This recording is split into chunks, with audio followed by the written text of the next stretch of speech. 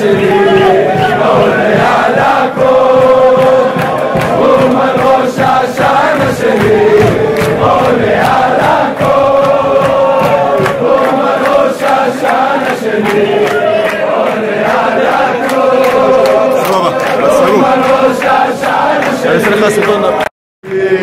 עולה על הכל, אומן ראש השנה שלי עולה על הכל, מה אמר לכם? אין דבר גדול מזה, להיות אצלי על ראש השנה, מה אמר לכם? אין גדול מזה, להיות אצלי על ראש השנה.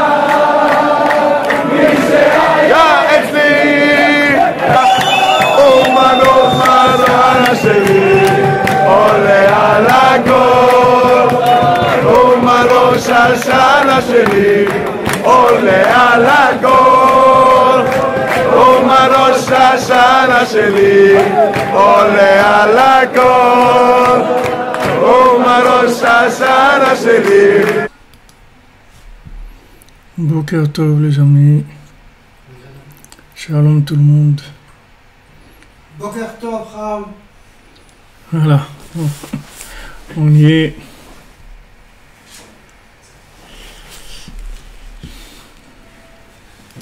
Bezrat Hashem.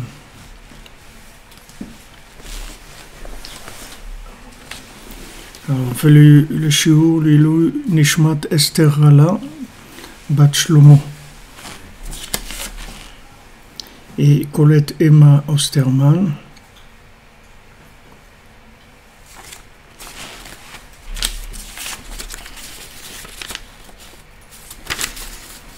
Ce que j'ai ici. Et pour Refoua Shlema, pour Chaya Miriam Bat Mesoda.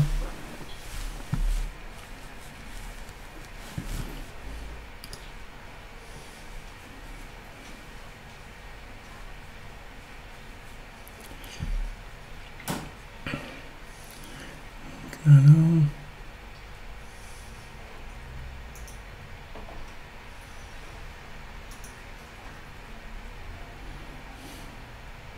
Buenos días pour tout le monde. On y va. Regarde, je vais se rattraper, nos amis. On attaque. J'ai l'impression que ces lunettes sont un petit peu. Font des reflets. Alors, Bezrat Hashem, hier on était arrivé. Alors, on étudie Bezrat Hashem pour la refoua de tous les malades, et particulièrement du Rav Besançon, Israël Yitzhak Ben Fortuné. Et David Ben Mesoda, Cohen, Laura Yessé, Chava, Traya, Daniel, Laurence, Bet Sultana.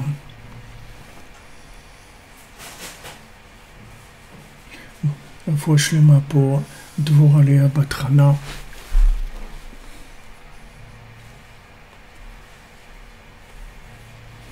C'est bon, vous êtes... et tout fonctionne.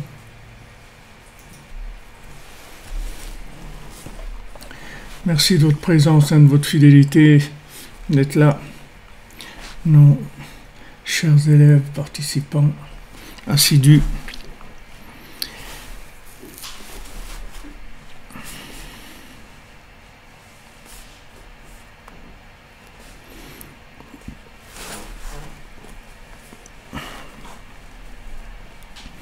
Alors on continue dans notre bureau à l'écoutim sur Torah Nunbet, Baruch Hashem, jusqu'à maintenant. On est arrivé à s'en sortir. Ce sont des explications très pointues. Donc hier on avait vu le sujet que Ashpalat Adam והכרתו ואמונתו באפשרות שלילית חיובו ולבד גבהתו להתאהבות בחיוב אמיתי. Donc on peut pas s'inclure dans une existence véritable et absolue tant qu'on n'est pas passé par une ashpala, c'est-à-dire que on va nous mépriser, on va nous dire qu'on vaut rien, on va avoir des gens contre nous, on va avoir l'impression qu'on vaut rien, etc. Mais en fait tout ça c'est pour nous amener vers un point de non-existence par rapport au concept binaire et social, et de cette non-existence par rapport au binaire social, on va arriver à l'existence véritable qui est l'inclusion dans l'infini. Donc on est obligé de passer par là, comme Rabbi Nathan dit, exactement comme la graine qui doit absolument pourrir dans la terre pour faire pousser quelque chose. Tant qu'elle reste une graine, elle ne pourra pas donner des fruits. Il faudra qu'elle passe un moment par la pourriture, et une fois qu'elle va pourrir, qu'elle va dire « mais alors je vaux rien », etc. De là, il va sortir quelque chose d'extraordinaire qu'elle ignore complètement, ce qui est le potentiel qui existe en elle. Une graine, elle ne peut pas imaginer qu'elle va devenir un arbre avec des milliers de fruits et des couleurs et des feuilles et du parfum et des choses extraordinaires. Et que pendant des années et des années, elle va donner des fruits et des fruits et des fruits. Tout ça en partant d'un moment où il y a une non-existence. Il y a une non-existence. Donc tout est comme ça. Le blé il passe par là, tous les fruits passent par là.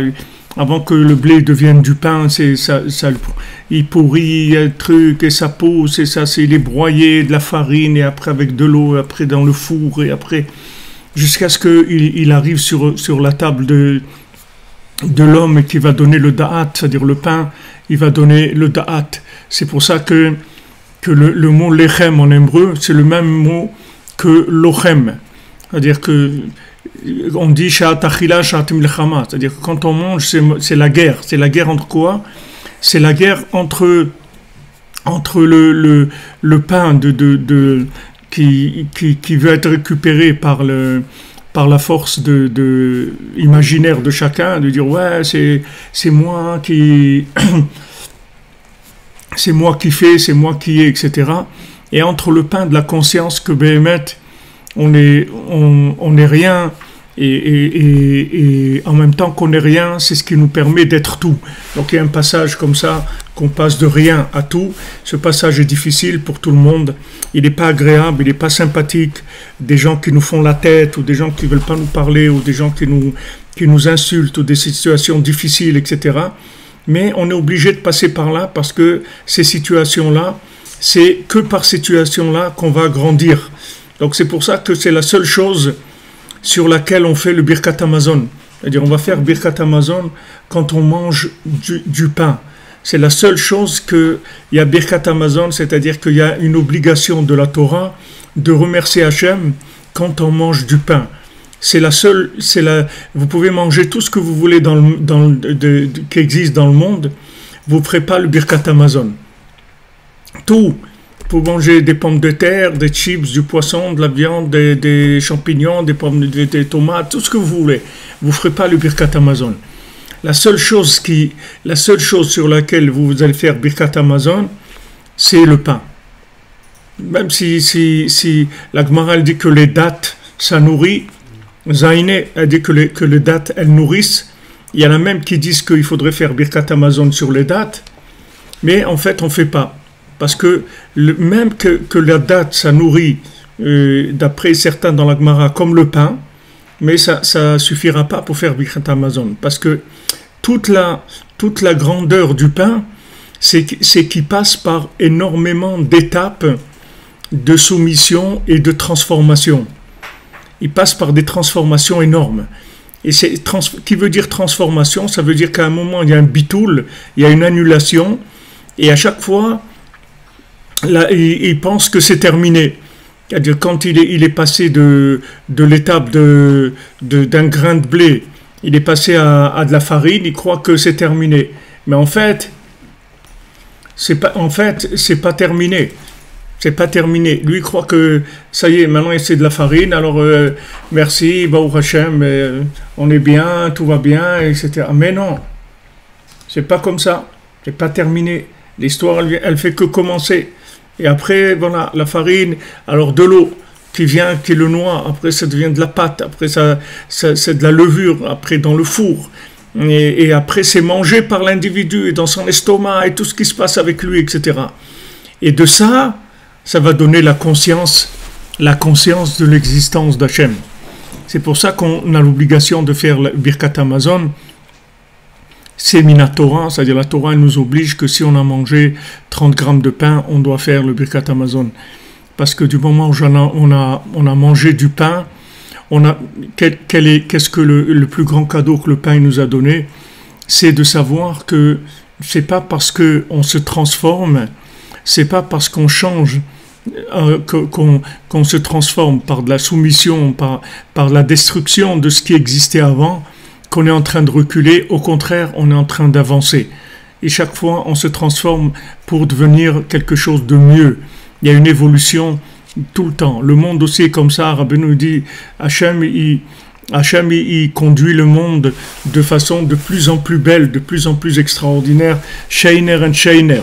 Rabbi nous dit, ceux qui disent qu'avant c'était mieux, c'est pas vrai. C'est pas vrai qu'avant c'était mieux. Aujourd'hui, c'est le mieux qu'il y ait jamais eu. Ça m'a jamais été aussi facile, aussi bien, aussi agréable qu'aujourd'hui. C'est toujours mieux. Ah, maintenant, il y a des choses très difficiles. Eh bien, ces choses très difficiles, ce sont les choses qui vont nous amener au bitoul, c'est-à-dire à la soumission. C'est-à-dire que avant j'existais comme une graine, ou j'existais comme de la farine, ou j'existais comme de la pâte, ou j'existais comme du pain, et maintenant je suis devenu de la conscience divine. Pour devenir de la conscience divine, il a fallu traverser toutes ces étapes de transformation, qui veulent dire transformation, ça veut dire automatiquement destruction de ce qu'il y avait avant. On peut pas éviter ça. Donc ne croyez pas que dans ce monde-là, quand on passe des épreuves, c'est qu'on a reculé. C'est au contraire. Quand on passe des épreuves, ça veut dire que on est en train d'avancer. Ne vous trompez pas. Les gens qui sont pas critiqués, c'est les gens qui font rien. Les gens qui font rien, ils seront jamais critiqués. Les gens qui veulent pas avancer, on va pas les embêter. La Gemara, elle dit, si quelqu'un pendant 40 jours, il n'a pas eu des problèmes, il doit s'inquiéter, parce qu'il a un gros problème, c'est qu'on ne s'occupe pas de lui. Celui qui a passé 40 jours sans avoir un problème, c'est pas besoin des gros problèmes. La Gemara, elle dit, même si quelqu'un cherche ses clés dans la poche de gauche alors qu'elles sont dans la poche de droite, c'est un problème, c'est désagréable. Donc maintenant, si quelqu'un il passe 40 jours à être tranquille, qu'il n'a vraiment pas de soucis et tout, il doit s'inquiéter grave, parce que là, ça veut dire qu'il est sorti de l'écran on ne le voit plus sur l'écran d'en haut. C'est-à-dire, il est plus sur l'écran, il est plus repéré. Parce que tant que quelqu'un, il est repéré, alors il va souffrir dans ce monde. Il va avoir des soucis, il va avoir des gens qui vont l'embêter, des trucs. Il va perdre son travail, il va perdre son porte-clés, il va perdre son porte-monnaie, il va perdre sa carte bleue, on va lui refuser la carte de réduction, on va lui dire qu'il n'a pas le droit à son HLM et qu'il était là depuis des années, maintenant on va le mettre dehors, tous ces trucs-là, ça vient pour de la transformation, c'est tout. Pour une évolution, pour un raffinement, pour être un produit plus évolué. Le produit comme il est là, il est bien, mais on peut évoluer plus. Donc on passe par des modes de transformation. Donc il ne faut pas du tout s'inquiéter et surtout pas avoir l'impression qu'on est en train de reculer. On est en train de reculer par rapport aux gens qui sont en marche arrière. Mais par rapport aux gens qui sont en marche avant, on est en train d'avancer. On n'est pas en train de reculer. Par rapport aux gens qui cherchent la réussite, c'est-à-dire qui cherchent qui cherchent à être dans le formol, qui cherchent à être sclérosés dans la soi-disant réussite, alors ça s'appelle reculer. Mais des gens qui sont en évolution, alors ils sont en transformation tout le temps. Même Yaakov Avinu, il voulait se reposer et tout, il n'a pas pu se reposer. Il y a toute l'histoire qui est de Yosef qui est venu avec tous les problèmes, et après il est descendu en Égypte, et tout ça pour des choses extrêmement grandes, extrêmement profondes, qui lui ont permis à chaque fois d'évoluer et de donner naissance au peuple d'Israël. Et maintenant chacun, là où il est, chaque fois qu'il va vouloir se rapprocher d'Hachem, il va passer par ce même principe-là. On va lui refuser des accès à des choses, on va le mépriser, on va l'insulter, on va le jeter, on va le regarder avec un œil qui est pas... Tout ça, c'est pour éplucher la personne, lui faire perdre tout le côté olympique, tout le côté grec, tout le côté esthétique. Et il va sortir ce qu'il y a dans la personne. Et une fois qu'elle a sorti ce qu'il y a dedans, elle va croire que ça y est, elle est arrivée. Non, il y a encore dedans. Il y a encore, c'est comme les poupées russes, mais à l'envers. C'est-à-dire que c'est une grande qui est dans une petite. C'est pas une petite qui est dans une grande. C'est-à-dire vous ouvrez la petite et vous trouvez une plus grande dedans. Après vous cassez celle-là et il sort une autre. Et comme ça, elle grossit, la poupée russe. Elle grossit sans arrêt. Chaque fois vous cassez une poupée, tac, vous trouvez une autre dedans, encore plus grande. Waouh, encore une plus grande. Même Rabbi Nachman, il était étonné. Il a dit, mais comment c'est possible? Je ne me suis pas rendu compte. Si j'avais su ce que Hachem il allait faire de moi, j'aurais avancé beaucoup plus. J'aurais avancé beaucoup plus. Mais j'imaginais pas que j'allais devenir ça. Voilà, regardez, Rabbi Nachman sur lui-même. Il n'imaginait pas. Rabbi Nachman, il n'imaginait pas. Personne ne peut imaginer ce qui va devenir. Personne.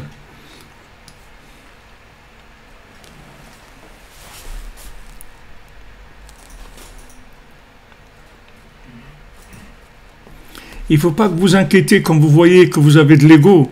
Parce que quand il faut vous inquiéter, c'est quand vous ne voyez pas que vous avez de l'ego. C'est là où il faut vous inquiéter. Mais quand vous voyez que vous avez de l'ego, M. Idriss, il faut danser, c'est super. C'est super.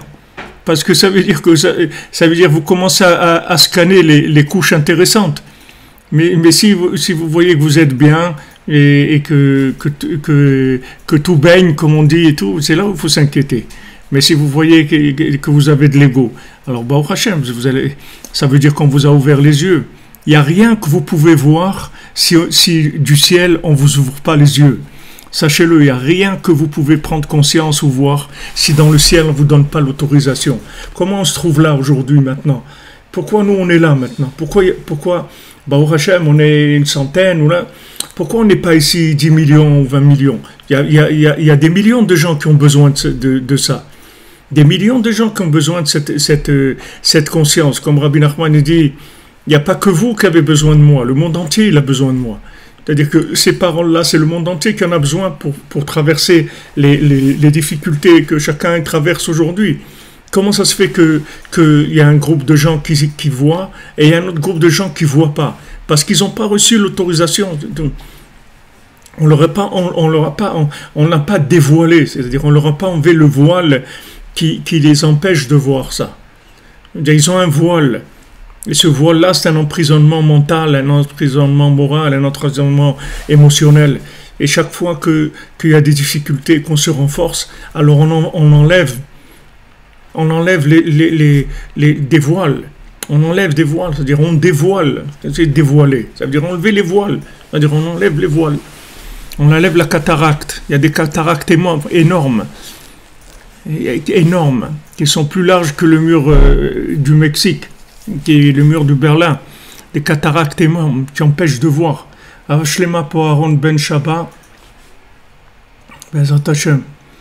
Vous comprenez, il faut pas du tout rentrer dans le côté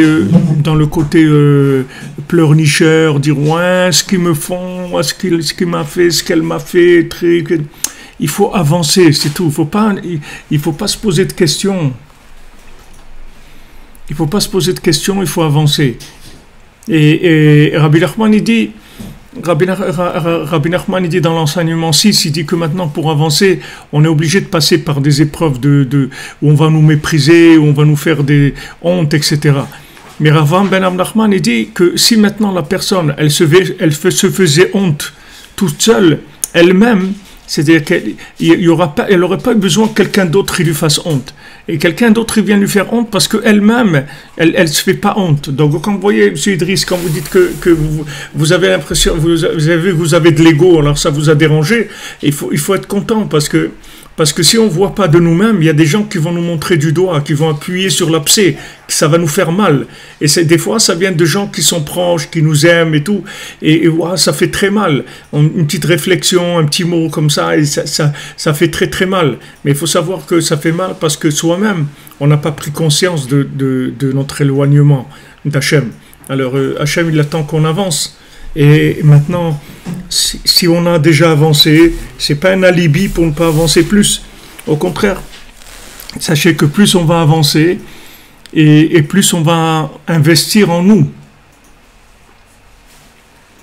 Vous comprenez? Plus on va investir en nous. Alors si on voit qu'on a de l'ego, on voit qu'on a un défaut, au moins déjà remercier qu'on voit, qu'on est conscient. Déjà, comme Rabbi nous dit dans la Torah 141, dans l'écoute Moran, il dit si quelqu'un il a le mérite de ressentir la douleur du mal, que le mal ça fait mal, parce qu'il y a beaucoup de gens que le mal ça leur fait pas mal, au contraire, il y a des gens que le mal ça leur fait du plaisir, ça leur fait pas mal. Les gens ils disent les masochistes et tout, mais 99% de la planète c'est des masochistes. Les gens ils font du mal et ça leur fait pas mal. C'est-à-dire qu'ils sont bien, ils tirent du plaisir, ils parlent du lachon hara sur des gens, ils disent du mal, ça leur fait pas mal. Alors que le lachon hara, ça fait très très mal. C'est des choses qui détruisent la neshama, ça fait très très mal. Celui qui fait du lachon hara, la Torah elle dit, c'est comme il avait fait de l'adultère, c'est comme s'il avait fait de l'idolâtrie, et c'est comme s'il avait tué quelqu'un, qu'il avait égorgé une personne, quand il fait de lachon hara. Alors la personne, quand elle a fait de la lachon hara, elle ne croit pas que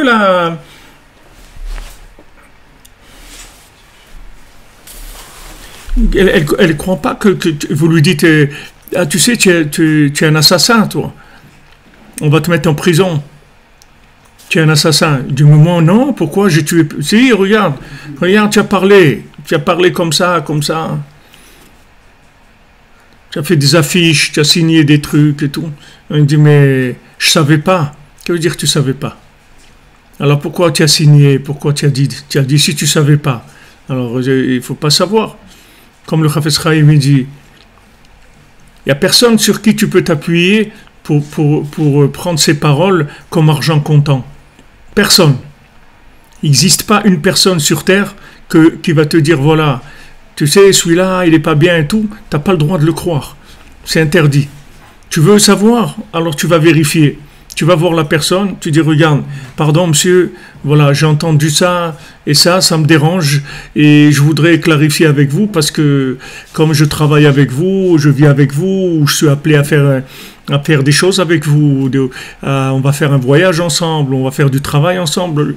Je voudrais pas qu'il y ait un truc comme ça entre nous. Moi, je veux être clair avec les gens avec qui je travaille et je voudrais vraiment avoir travaillé de tout cœur et tout.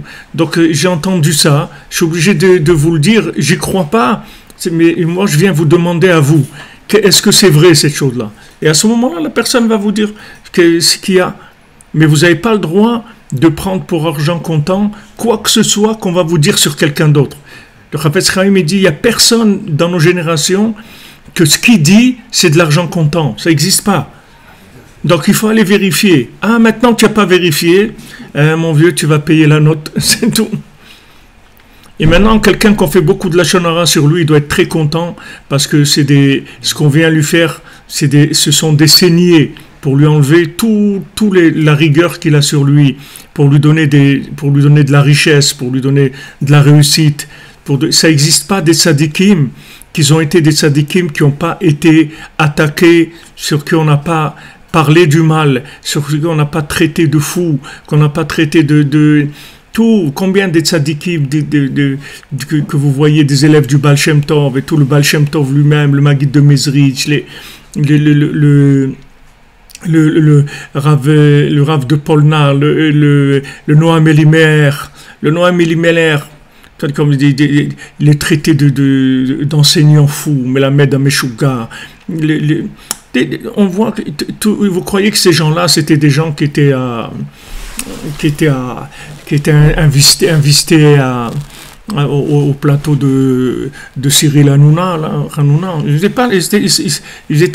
pas là-bas. C'est des gens ils ont souffert terriblement de l'incompréhension des gens. Donc, comme on dit depuis le début ici, c'est-à-dire, plus vous allez vous trouver proche de la racine de la vérité, et plus le monde entier il va être en opposition.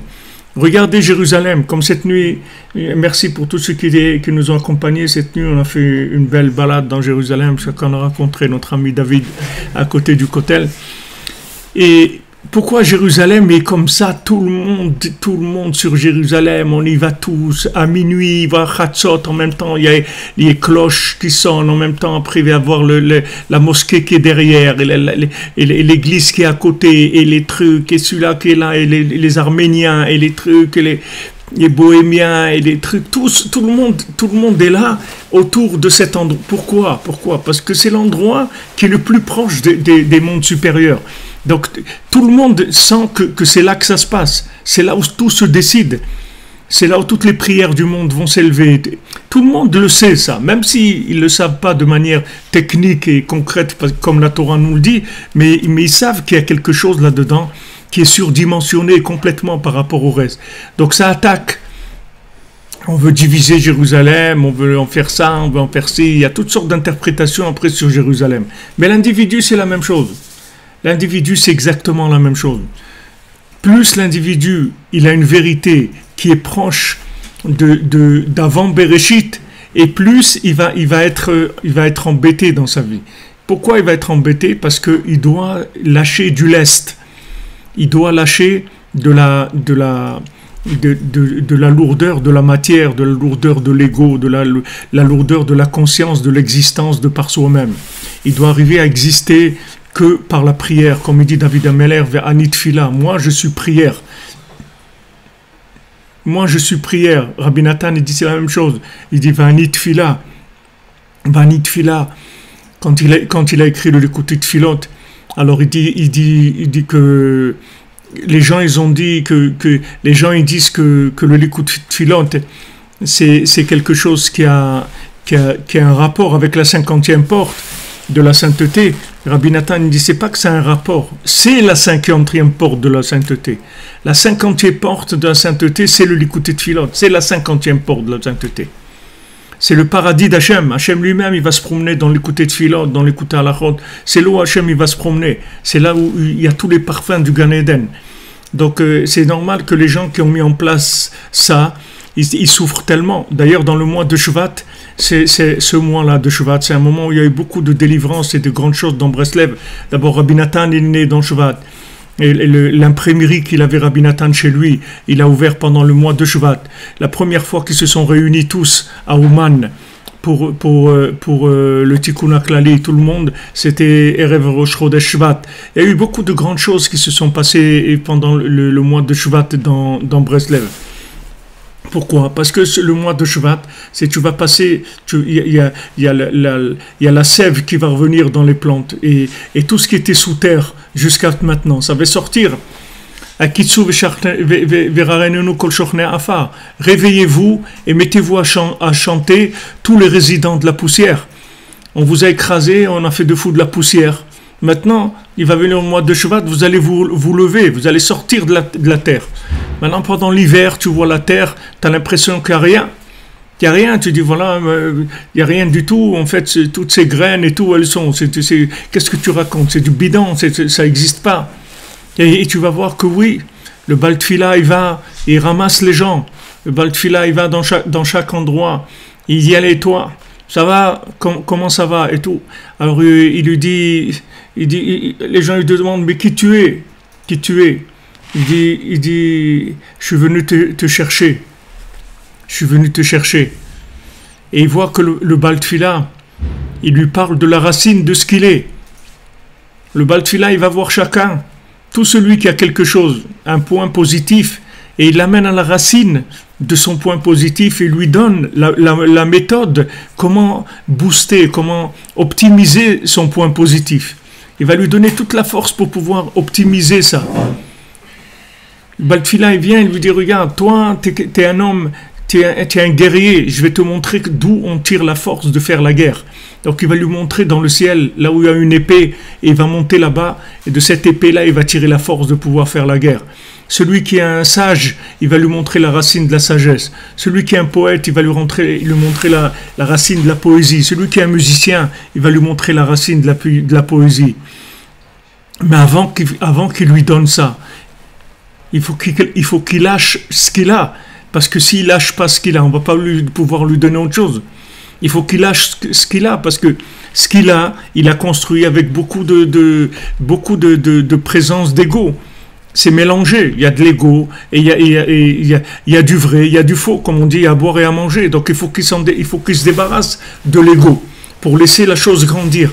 Donc on va l'embêter, on va l'attaquer, il va pas être bien, etc. Il va dire ouais, mais en fin de compte, voilà, j'ai échoué. T'as rien échoué du tout. L'échec, c'est le début de la réussite. Il n'y a aucune réussite qui passe pas par l'échec, ça n'existe pas. Les réussites qui passent pas par l'échec, ce sont des réussites qui sont elles-mêmes des échecs. Il n'y a pas un plus grand échec qu'une réussite qui passe pas par l'échec. Ça n'existe pas. Un couple où il n'y a pas des histoires, ça n'existe pas. C'est pas un couple. S'il n'y a pas jamais d'histoire, c'est pas un couple, ça n'existe pas. Parce qu'il n'y a pas de possibilité de grandir si on ne fait pas des ajustements en permanence. On évolue. Un homme, il évolue. Une femme, elle évolue. Donc il faut s'ajuster tout le temps. Il faut s'ajuster. Toute la matière, elle bouge. Tout le monde, il bouge. À plus forte raison des êtres humains. Donc il y a besoin, dans cette évolution, de faire des mises au point tout le temps. Ça ne veut pas dire que ça ne va pas, ça veut dire qu'on ne s'aime pas, ça veut dire qu'il n'y a aucun problème, on avance, c'est tout. C'est pas qu'il n'y a aucun problème. On est en train d'avancer, c'est tout. Donc pour avancer, on est obligé de lâcher ce qu'on avait avant construit, qui était une étape, c'est tout. Comme une fusée, elle veut monter, il faut qu'elle lâche. Il faut qu'elle lâche, jusqu'à qu'il reste que le principal, c'est tout. Tout le reste, ça s'en va. Alors nous, on passe par là. Alors c'est pour ça qu'il dit que toute réussite, elle passe par de l'ashpala. C'est-à-dire toute réussite, elle passe par des échecs. Et si jamais, chas v'shalom, quelqu'un il a une réussite sans aucun échec, il faut savoir que vous avez la certitude que c'est un échec total, ce qu'il est en train de faire. Parce que son truc, il va aller à la poubelle, c'est tout. Tout son truc, il va aller à la poubelle. C'est pour ça qu'on le laisse tranquille, ça n'intéresse personne. Pourquoi Jérusalem, ça intéresse tout le monde? Pourquoi Porto Rico, ça intéresse pas tout le monde? Pourquoi Cocorico, ça intéresse pas tout le monde? Pourquoi Johannesburg, c'est sympa Johannesburg, qu'est-ce qu'il y a? Pourquoi Rio de Janeiro? Pourquoi les gens, ils se disputent pas? Pourquoi Bastia, c'est beau Bastia. Pourquoi les gens, ils se disputent pas pour Bastia? Pourquoi Trump, il parle pas de Bastia? Pourquoi le Japon, il parle pas de Bastia? Pourquoi la Chine, elle parle pas de Bastia? Pourquoi ils en parlent jamais? Pourquoi? Parce qu'il n'y a pas c'est des trucs d'évolution, c'est du standard, c'est tout. Les gens, ils cherchent là où il y a la racine de ce qui est en train de se passer. Et là, ils vont attaquer tous. C'est écrit qu'avant la délivrance, toutes les nations, elles vont monter sur Jérusalem. Tout le monde va venir vers Jérusalem. Parce que tout le monde va voir, c'est que là que ça se passe. C'est là où tout se passe. Donc tout le monde va être attiré vers Jérusalem. Et chacune, c'est la même chose. Il est attiré vers... C'est vrai, vous dites que Jérusalem, ça commence à intéresser tout le monde au moment où les Juifs sont revenus. C'est sûr, parce qu'avant que les Juifs y reviennent, elle n'a pas donné ça, elle n'a pas commencé à faire sortir son parfum, c'est normal. Quand vous avez une rose qui est sous la terre, elle intéresse personne. Quand est-ce qu'elle intéresse? C'est quand elle a commencé à sortir ses pétales, son parfum, sa beauté, etc. Alors c'est sûr que là, tout le monde est intéressé par jardiner. Mais avant, non. Avant, elle était sous la terre.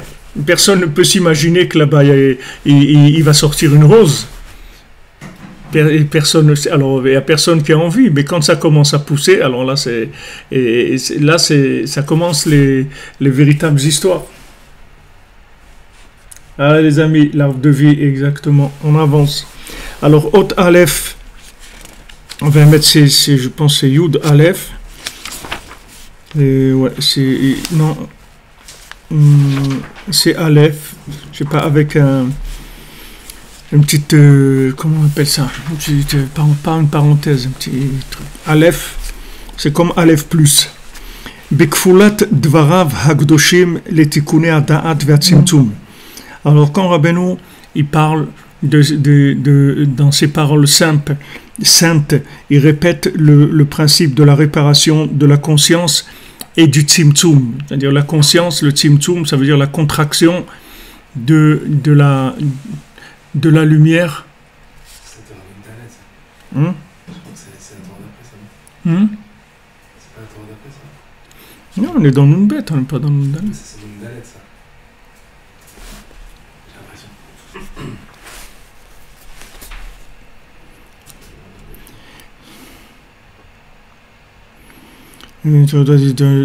Là, et moi je peux un petit peu dans le... Non. Petit coup, à date.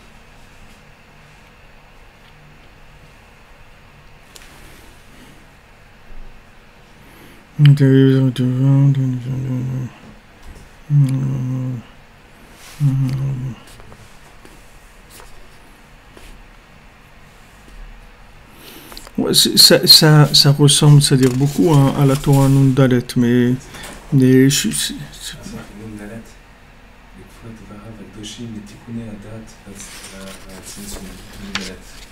Là-bas c'est Nundalet. Alors comment ça, quelle est la suite de... Il n'y a plus rien après. Je sais pas.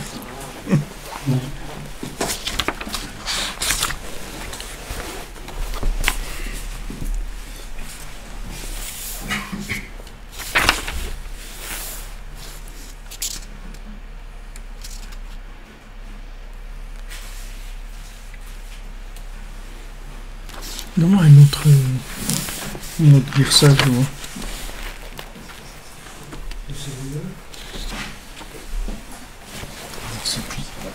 Excusez-moi, on est en train de vérifier le texte.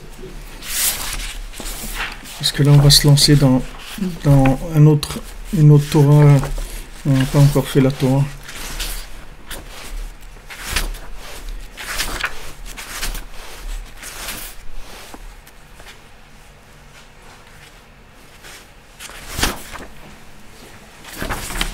Oui, effectivement. Alors, dans le livre que j'ai, moi, il y a eu une petite confusion, c'est-à-dire qu'ils ont mélangé deux enseignements, c'est-à-dire l'enseignement 54, qui est en fait le prochain enseignement que Rav Ben Nachman il va traiter. Alors ça a été mélangé avec le Nunbet dans laquelle on est. Donc en fait, on a fini le Biur al-Ikutim sur la Torah Nunbet. Si tu peux me passer, regarde là-bas sur Zimrata Haaretz. Vers dans le... Vous avez raison, quand vous arrivez en Israël, il faut embrasser la terre.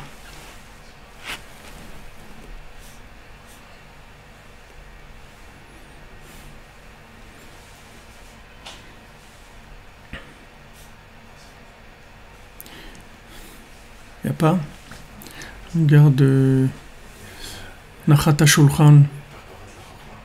Nachat HaShulchan. Dans cette série-là, il y a un Nachat HaShulchan, non? On regarde les Sfarim qui sont peut-être posés là-bas. Il y a 2-3 Sfarim là. En dessous le Sidour là-bas. Ouais. Merci. Donc, Bezat Hashem, on va continuer sur la Torah Nunbet, mais par rapport à Eretz Israël. Je vous avais dit hier qu'on allait faire sur Eretz Israël la Torah Nunbet. Donc, comme on a fini là de façon inattendue le Biur al-Ikutim, on va faire s'il écrit le Rav de Tcherin sur la Torah Nunbet au sujet d'Eretz Israël. ידוע ומובן שכל מה שקרוב יותר לתחילת הבריאה הוא ברור וודאי ביותר. Donc comme on a dit que tout ce qui est plus proche de l'origine, alors c'est quelque chose qui est plus clair, plus évident. D'accord? Je me souviens quand on est petit, on faisait un jeu qu'on se disait une phrase à l'oreille et ça tournait comme ça. On faisait, et alors après, à la fin, la personne elle disait qu'est-ce qu'elle a entendu. Et en fait, ça n'avait rien à voir avec ce qu'il avait dit l'autre au début. Chacun, il a ajouté, ou l'a enlevé, il a transformé, etc. Donc, plus quelque chose est proche de l'origine, plus c'est clair, c'est évident. Ou barour, ou vadaï beyoter, c'est-à-dire c'est clair, et vadaï, ça veut dire que c'est évident. Kihu prinat efshari ha-metziut, machar shelon nidrachech haglaim mitrilat metziuto. Alors, il a une conscience, si vous voulez, et une apparence de Efshari ha-metziut, c'est-à-dire que ce n'est pas une existence qui est scellée, ce n'est pas une existence qui est figée, parce que comme il vient d'être créé à partir de Aïn, à partir de rien, c'est-à-dire avant Bereshit, il n'était pas là. Donc maintenant, il est juste après Bereshit, donc il a conscience de ce qu'il y avait avant Bereshit, un petit peu. Donc cette conscience, c'est quoi? C'est la conscience de la non-existence, si ce n'est par connexion à avant Bereshit. C'est complètement, idiot de pouvoir croire que quelqu'un il est arrivé comme ça. D'où tu es arrivé? D'où tu es sorti là? Tu es sorti de la gare, tu es arrivé de quelque part, non? C'est des trains qui passent ici. Tu n'es pas né sur le quai de la gare. Tu n'as pas grandi sur le quai de la gare. Donc tu es arrivé avec un train. Tu es arrivé quelqu'un qui t'a amené ici. Ok, donc celui qui vient de juste à Bereshit, donc il est conscient de son non-existence dans la matière. Il sait très bien qu'il est une projection de quelque chose qui existait avant. Mais maintenant, quand il va y avoir de la démultiplication, c'est là où va commencer les problèmes. Parce qu'une fois que ça va se démultiplier, alors chacun il va avoir l'impression qu'il vient de quelque chose qui existait déjà. Et là, il va commencer les interprétations où il risque de se tromper. Alors, Ubaror Vadaï Beoter, Kube Prinat Efshari ha-metziut, Machar Shelo Idrachek Adani Mitrilat Metziuto. C'est-à-dire, comme il ne s'est pas éloigné du début de son naissance, et que c'est le début de son naissance, c'est Hachem. D'accord? Avant qu'il y avait Bereshit, qu'est-ce qu'il y avait? Il n'y avait que Hachem. Alors maintenant, lui, il vient d'où? Il vient d'Hachem. Donc il est conscient qu'il vient d'Hachem. Donc il est conscient d'Hachem, il n'a d'existence que parce qu'il vient d'Hachem, c'est tout. Mais il n'a pas une existence de par lui-même. C'est évident. Pour quelqu'un qui vient de sortir, le premier là qui est sorti, il n'y a pas vous prenez un bébé qui vient de naître maintenant. Il vient de naître à l'instant. Il vient de naître. Donc, s'il vient de naître, ça veut dire qu'il est sorti du ventre de sa maman. Il vient de naître de cette maman-là. Donc, il y a une évidence. C'est pour ça que dans le conte du fils du roi et de fille de la servante, ils ont inversé les bébés dans le berceau lui-même, pour que la confusion se fasse dans l'endroit le plus proche du début. Parce que s'il les laissait grandir un petit peu, on aurait vu tout de suite qu'un c'est un rigolo et que l'autre c'est un fils de roi. On l'aurait vu tout de suite, si on les avait laissés grandir. Un, il aurait été attiré, il aurait voulu jouer à des bêtises et trucs, comme on dit dans le ventre de Rivka. Alors, quand elle passait à côté d'un endroit d'idolâtrie, alors Esav il voulait sortir. Et quand elle passait à côté d'un endroit d'étude de Torah, c'est Yaakov qui voulait sortir. Donc maintenant, si tu les laisses grandir, alors tu vas voir tout de suite qu'est-ce qui se passe. Tu vas voir tout de suite. C'est-à-dire que maintenant, c'est pour ça que il n'y a pas une plus grande évolution de la vérité que le temps. Le temps, ça aide énormément à l'évolution de la vérité. Parce que le temps, qu'est-ce qu'il fait? Il fait que chacun, il développe ce qu'il y avait derrière lui. Alors si maintenant il y a du mensonge, alors ce mensonge il va se développer de mensonge, jusqu'à un moment que ça veut dire du mensonge total. Comme Rabbi Nathan dit que comme le mensonge il utilise toujours de la vérité, à un moment, il va tellement utiliser de la vérité que tu vas voir la vérité que c'est du mensonge. Parce qu'il utilise toujours de la vérité, le mensonge. Comme on dit, c'est vrai ce mensonge.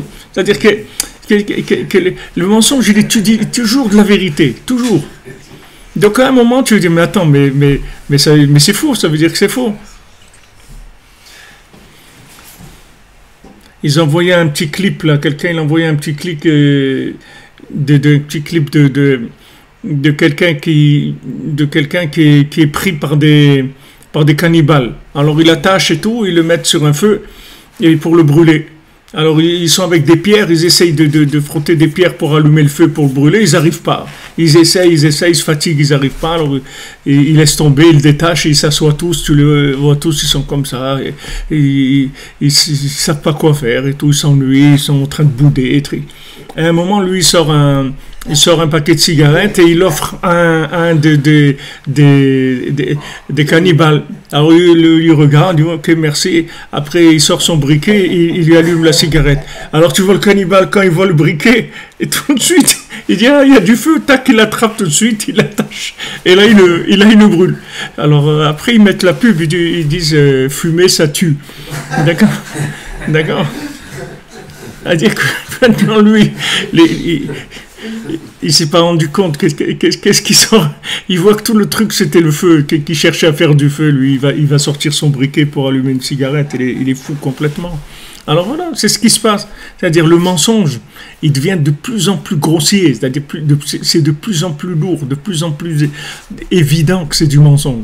Donc les gens, petit à petit, ils voient qu'il y a un problème. Donc le temps, ça travaille énormément sur le... C'est-à-dire qu'il y a deux, si vous voulez, c'est un cycle. C'est-à-dire il y a un moment où le mensonge, il est super attirant, et il y a un moment où le mensonge devient super dégoûtant. C'est-à-dire c'est un cycle. C'est-à-dire quand il commence la transformation, alors il commence l'interprétation, waouh, ça a l'air super et tout. Ça commence un petit peu à dérailler, ça a l'air super. Après ça déraille jusqu'à ce que ça devienne quelque chose d'horrible. Alors qu'au départ, c'était mignon, c'était sympathique.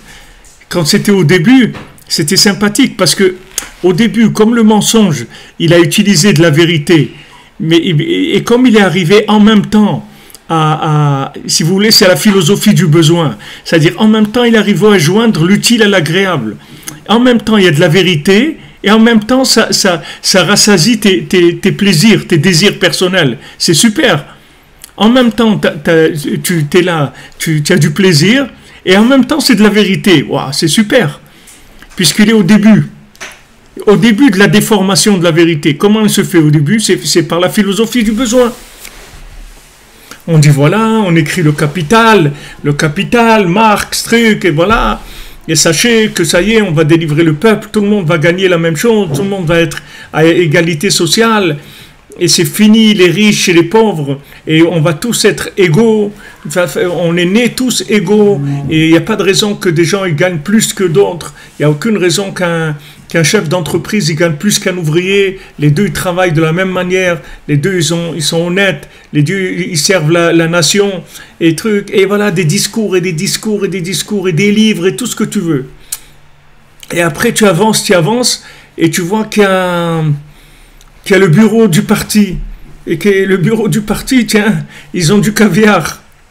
Et mais pourquoi nous on n'a pas du caviar dans l'usine? Ah non, ça, il ne faut pas poser de questions, ça c'est normal, c'est les gens, c'est le bureau, c'est le parti, c'est normal. Et pourquoi nous on n'a pas des voitures là comme ça, les grandes voitures longues? Mais ça c'est des gens qui travaillent pour le parti, tu comprends? Ils ont besoin de ça pour fonctionner, mais c'est pas leur truc. Mais pourquoi vous avez des maisons sur la Côte d'Azur? Mais non, mais ça c'est les affaires pour voilà, et ça commence le mensonge commence à pourrir. Il commence à y avoir la lèpre qui rentre. Ça commence à pourrir, jusqu'à qu'un jour, et Staline, il prend une balle dans la tête. Voilà, ça y est, c'est fini. L'histoire est terminée. Elle s'est terminée. Comment il est arrivé de ça à ça? Eh bien, au début, il est arrivé avec une fausse délivrance. Une fausse, le problème c'est que méfiez-vous des fausses délivrances. Parce que les fausses délivrances, ça coûte beaucoup plus cher que les vraies souffrances. La fausse délivrance, ça coûte plus cher que des vraies souffrances. Rabbeinu nous dit qu'il faut faire attention qu'à l'époque de Mashiach, il va y avoir plein de vendeurs de pacotis, des vendeurs de n'importe quoi. Parce que les gens, ils ont tellement de douleurs, ils souffrent tellement dans leur conscience qu'ils sont tellement mal à l'aise, ils sont tellement en dépression, ils ont tellement besoin de la parole d'Hachem que celui qui va leur donner une parole d'Hachem, un petit peu habillé dans des trucs, ils vont croire, une secte, des sectes. Les gens, ils ont besoin de croire dans quelque chose. Alors il va y avoir des sectes, il va y avoir des gourous, des trucs comme ça, toutes sortes de choses qui vont se développer, et les gens, ils ont besoin de croire dans quelque chose. Il y a besoin de Emouna. Aujourd'hui, on a besoin de Emouna parce que le émet, c'est-à-dire la logique, elle ne fonctionne pas. Donc on a besoin de Emouna. Rabbeinu dit, fais attention.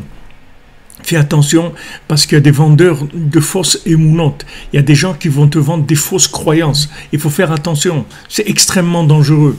Parce que quand maintenant tu viens, tu proposes des fausses croyances à des gens qui ont besoin énormément de croire. Quand la personne n'a pas besoin beaucoup de croire, alors ça va, tu vois, elle peut analyser, elle a du recul, etc. Mais quand la personne elle a besoin, elle ne peut pas, comme quelqu'un qui a besoin de manger. Tu ne vas pas lui dire, quelqu'un il n'a pas mangé depuis une semaine.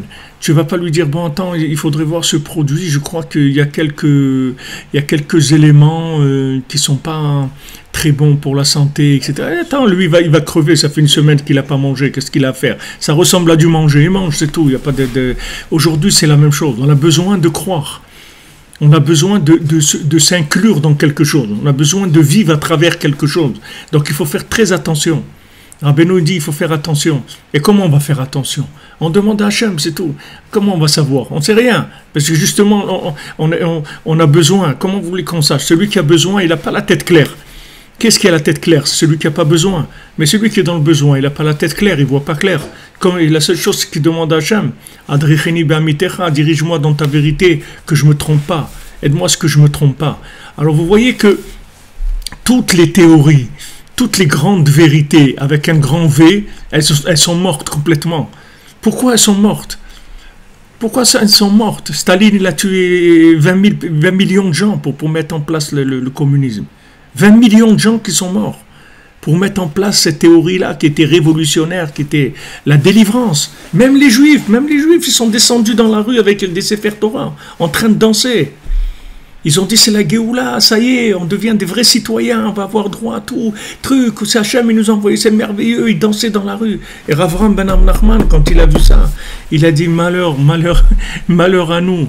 Il dit ça, cette clipa-là, c'est la pire qu'il y a jamais eu dans le monde. Il n'y a que Mashiach qui va l'enlever. C'est la pire des clipotes qu'il y a eu dans le monde. Rav Ram Ben Nachman, il a vu ça. Et les gens, ils dansaient dans la rue. Avec les Sefer Torah, ils disent ça y est, c'est la Géoula, les Sefer Torah, regarde comment ils ont terminé. Ils croyaient que c'était la délivrance. C'était tellement bien amené qu'ils ont cru qu'eux aussi ils faisaient partie de la fête. Et aussi ils croyaient qu'ils allaient fêter ça, que c'était bien pour eux, etc. Alors que derrière ça, il se cachait une machine de destruction qui allait aller détruire dans la racine de tout. Même les Grecs, jamais ils ont fait ce qu'ils ont fait les communistes. Les communistes, ils ont enlevé tout. Tout le judaïsme, tout, absolument tout, plus de Kahout, plus de Shrita, plus de Brit Mila, plus de Sefer Torah, plus rien, ils ont tout enlevé. Il n'y a aucune clipa dans le monde qui arrivait à arracher les racines du judaïsme comme le communisme. Jamais. Et c'est pour ça que Rabbeinu il est là-bas. Pourquoi Rabbeinu l'a enterré là-bas? Parce qu'il sait que tout ça vient de ça. Tout le mal qu'il y a dans le monde, il vient de ce qu'il y a eu. À ce moment-là, c'était sous cette forme-là. Aujourd'hui, c'est sous une autre forme. Mais le principe, c'est le même. Ce principe-là de rendre les gens communs, d'enlever la différence, d'effacer le côté spécifique, unique et original de chacun, c'est ça le pire des choses qui existent. Il n'y a pas pire que ça, que de dire qu'on est tous pareils. On n'est pas tous pareils. Seulement, on va échanger. On n'est pas tous pareils. Si quelqu'un il habite à Jérusalem et quelqu'un il habite à Honolulu, on n'est pas pareil. Donc viens, on se parle, qu'est-ce qu'il y a de bien là-bas? Donne-moi, qu'est-ce qu'il y a de bien ici? Je te donne. Qu'est-ce qu'on est tous pareils? On n'est pas tous pareils. On n'est pas des photocopies d'un être humain. On a tous une sensibilité unique. On a été tous formés d'une façon spécifique. Nos parents, ils sont spécifiques. Ce qu'on a mangé, c'est spécifique. Ce qu'on a vu, c'est spécifique. Cette clipa qui a voulu rendre les gens tous pareils, c'est le pire qui existe. C'est le pire qui existe, enlever l'originalité. C'est pour ça que Rabbi Nachman, il a donné aucun signe extérieur de commun. Il n'y a pas commun, il n'y a pas de signe extérieur. Il n'y a pas de vêtements, il n'y a pas de chapeau, il n'y a pas de trucs comme ça, il n'y a pas de pantalon, il n'y a pas de chaussures, il n'y a pas de couleur, rien du tout. Tu t'habilles comme tu veux, voilà ce qu'il faut. Et de beaux des doutes, c'est tout. Communication, c'est tout. Le reste, habille-toi comme tu as envie, c'est pas ça qui me dérange. Communication, c'est tout. On base tout sur la communication. Je te dis le reste, t'investis pas là-dedans, ça sert à rien. Ça sert à rien. Tout le côté armé, tout le côté conventionnel, tout ça, enlève tout ça. Va vers le principal, c'est tout. Laisse tomber tout ça. Tout ça, c'est pas avec ça que tu vas réussir. Donc, cette clipa, elle est venue dans le monde. Et vous voyez que Baruch Hashem, le temps, il fait sortir la chose. Vous voyez que la chose, elle se développe. Maintenant, quand vous développez. Après, vous voyez, c'est comme vous avez une route. Vous voyez, vous savez pas si c'est une vraie route ou c'est un chemin sans issue. Ok? Ça ressemble à une vraie route. Entre la vraie et le chemin sans issue, il n'y a aucun signe. Alors qu'est-ce que tu fais? Tu avances, c'est tout. Quand tu avances, à un moment, tu vas voir que c'est un chemin sans issue. Tu reviens en arrière, c'est tout. Donc le fait que le temps passe, la vérité, elle sort. Et tout le problème des tzadikim qui ont voulu amener la vérité, Moshe Rabbeinu, Yosef HaTzadik, David HaMelech, ils ont voulu amener la vérité de façon précipitée entre l'équilibre du temps et l'équilibre de la lumière, adapté au temps. Yosef HaTzadik, il avait la lumière et la vérité, mais il n'a pas eu la patience de l'adapter au temps. David HaMelech, c'est la même chose. Moshe Rabbeinu, c'est la même chose. Moshe Rabbeinu l'a pris avec lui le Erev Rav, il a pris tous les intellectuels d'Égypte. Ils étaient 2 fois plus nombreux que le Ham Israël. 2 fois plus nombreux, les intellectuels d'Égypte. Est-ce que ce n'étaient pas des gens bien? C'était des gens très bien, mais ce n'était pas le moment, c'est tout. C'était des gens bien, il fallait leur dire attends, c'est tout. Attends. Il fallait attendre, c'est tout. Avoir la force d'attendre. La force d'attendre, elle va faire grandir la chose et il va y avoir une évidence. Il va y avoir une évidence. Si maintenant tu n'es pas arrivé à trouver la vérité dans la racine, parce que maintenant tu t'es éloigné de Bereshit, et ça c'est pas une chose, tu peux pas revenir en arrière, tu peux pas revenir à Bereshit, donc maintenant les choses elles sont développées, alors tu vas avoir le raisonnement par l'absurde, tu vas avoir la révélation de la vérité par l'absurde, c'est-à-dire qu'à un moment le mensonge il va devenir absurde, donc il n'y a personne qui va y croire. Vous voyez, ils ont tué des millions de gens pour faire le communisme, pour partir le communisme, il n'y a personne qui est mort, même pas une personne qui est morte, rien, c'est tombé du jour au lendemain, c'était terminé. Personne ne croyait. Tous ces gens-là, comment c'était? Je me rappelle qu'on allait au Man sous l'URSS. Comment c'était? Comment ces gens-là ils souffraient? Quelle misère dans laquelle ils vivaient. Ils ont caché au monde la misère. C'était un pays de misère, l'URSS. La misère totale. Les gens ils vivaient, ils n'avaient rien. Mamache, la misère. C'était mais seulement ils fermaient tout. Il n'y a personne qui filmait, il n'y a personne qui savait ce qui se passait là-bas. Mais les gens, ils n'avaient rien à manger. Tu allais dans un marché en URSS, il n'y avait rien. Tu ne pouvais même pas acheter une tomate ou un concombre, ça n'existait pas, il n'y avait rien. Maman, rien. Tu allais au marché, il y avait des gens avec des petits verres comme ça, de pois chiches ou des verres d'haricots secs, des trucs comme... Mais il n'y avait rien, il n'y a pas une carotte, il n'y avait pas un oignon, il n'y avait pas... Rien. Et ils ont fait croire au monde qu'ils sont pays développés, trucs développés de misère. Et après ça a éclaté, c'est tout. Ça a éclaté, les choses elles sont revenues. Et maintenant, tu n'as pas plus américanisé que les Russes. Que les Ukrainiens, ils ont des problèmes avec leurs enfants, ils sont devant les jeux vidéo 12 heures par jour, ils ne veulent même pas aller à l'école. Ils sont dans les jeux vidéo toute la journée. Ils sont dans l'autre extrême complètement. Donc le temps, quand tu vois que maintenant, tu n'es pas arrivé par la racine à avoir la vérité, tu vas y arriver par le développement, par l'application. Quand tu vois que l'application ne marche pas, c'est de là où ça va t'amener à reconnaître la vérité dans sa racine. Donc tu vas voir qu'il y a un problème, que le mensonge, il a un problème, que tu vas voir que la situation elle est problématique, et ça va éloigner, ça va enlever tout le côté esthétique et mensonger de la chose, il va ressortir la vérité. Rabbeinu dit que quelqu'un il peut faire tchouva en remontant vers la racine, ou il peut faire tchouva en se trompant tellement qu'il arrive à la vérité. Comme tu prends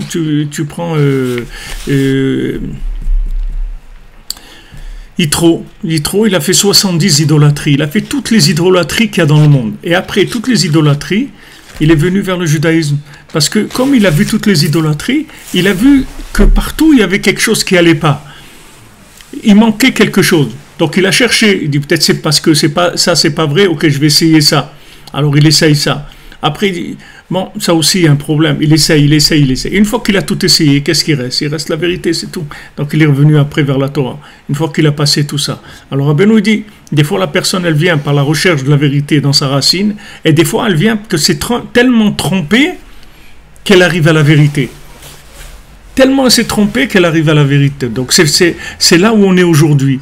Que Mashiach il va venir dans une génération qui est entièrement méritante, ou une génération qui est entièrement non méritante, que les gens ils vont se tromper. Ils vont seulement se tromper qu'ils vont reconnaître la vérité, tellement ils se sont trompés. On va arriver par l'absurde, c'est-à-dire on va arriver par l'épuisement des choses qui... On va sortir tout ce qu'il y a en stock. Le Yetzirah, il va sortir tout ce qu'il a en stock. Amalek, il va sortir tout ce qu'il a en stock. Après, on va lui dire, alors, tu as encore quelque chose? Il dit, non, il n'y a plus rien. Il dit, alors, où tu nous as amenés, là? Où tu nous amènes? Tu nous amènes où?